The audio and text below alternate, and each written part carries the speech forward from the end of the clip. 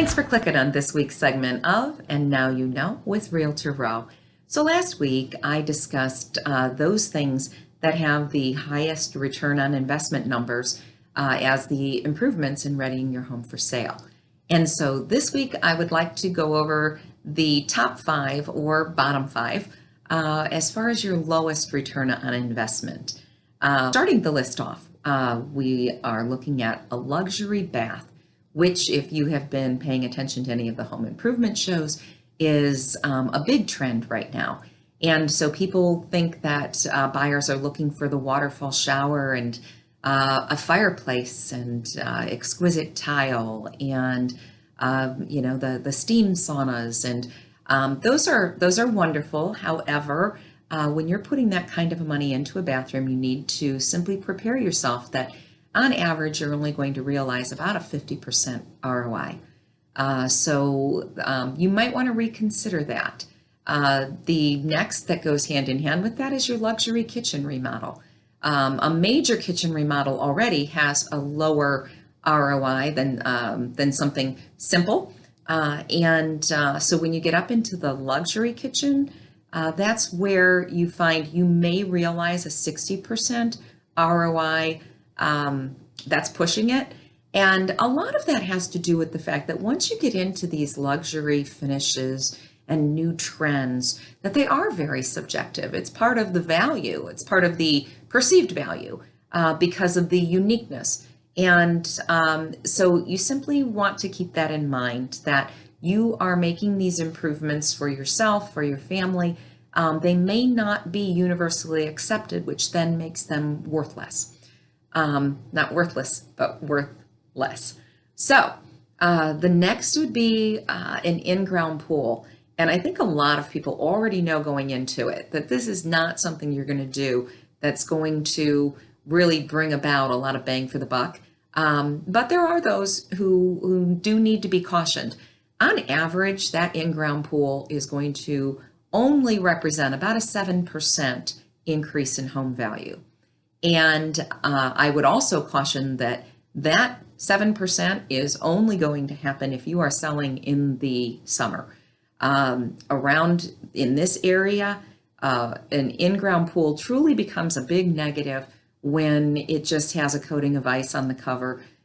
People tend to look at it and just shiver. So unless they are specifically looking for a pool, it's actually going to turn off many buyers. And so, and as far as an above ground pool, those actually lower the value of your home. And so many people will negotiate into a contract that they want that pool removed before they move in. So just so you know, not to sink a lot of money into that if you're not going to have lots of time to enjoy it. Since much of this has to do with the weather, next we move on to a sunroom, which is a big ticket item. They are they range $30,000 to $50,000.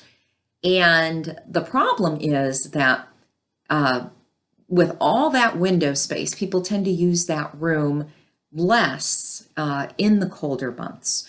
And so because of that, they're not going to perceive the value of it in the same way that they would if you were selling your home in the warmer months. Further, if you put on a sunroom and you do not have heat available in that sunroom, that room is not considered conditioned living space. And because of that, it cannot be included in your square footage. So just so you keep that in mind as well. And then finally, outdoor kitchens. This is becoming a big trend around here, and a very pricey one at that.